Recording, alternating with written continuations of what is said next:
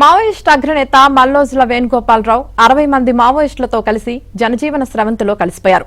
Gadchiroli SP కార్యాలయంలో ఏర్పాటు చేసిన కార్యక్రమంలో మహారాష్ట్ర సీఎం ఫడ్నవీస్ సమక్షంలో మల్లోజుల వేణుగోపాలరావు మావోయిస్టులు లొంగిపోయారు. సీఎం ఫడ్నవీస్ మాట్లాడుతున్నారు. ఇప్పుడు లైవ్ చూద్దాం.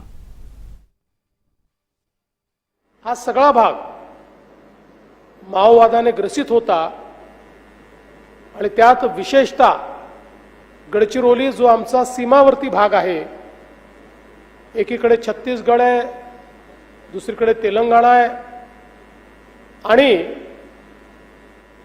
इतरही सगळा माओवादी भाग तिकडे ओरिसा झारखंड असेल किंवा इकडे आंध्र प्रदेश असेल, अशा सगळ्या भागाशी या ठिकाणी दंडकारण्याच्या माध्यमातून संपर्कात असलेला हा सगळा भाग हा मोठ्या प्रमाणात विकासापासून वंचित राहिला आणि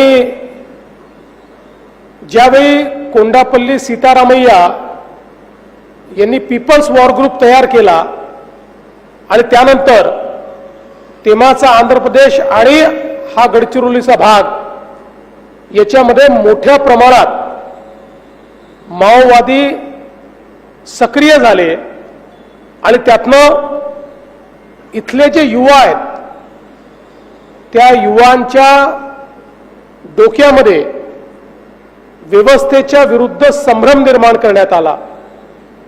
भारतीय संविधानाच्या चौकटीमध्ये आपल्याला न्याय मिळू शकत नाही, त्यामुळे या संविधानाने तयार केलेली व्यवस्था ही उलथून टाकली पाहिजे आणि जंगलातनं राज्य चालवून एक नवीन व्यवस्था आपण उभी करू, अशा प्रकारचं स्वप्न हे त्यावेळी दाखवण्यात आलं.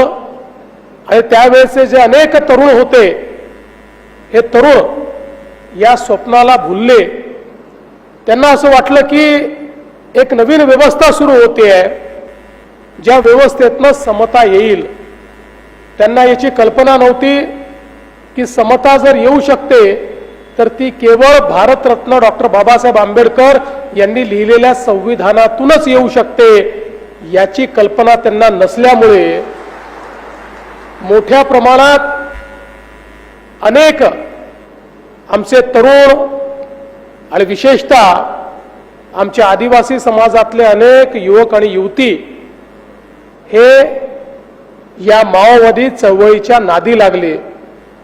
हातामध्ये बंदुका आल्या, मोठी स्वप्न होती, पण हळूहळू सगळ्या स्वप्नांचा खरा चेहरा हा समोर यायला लागला. आज खरं म्हणजे आपण सोनू उर्फ भूपती यांचं आत्मसमर्पण या ठिकाणी घेतलेलं आहे. हे आत्मसमर्पण याकरता महत्वाचं आहे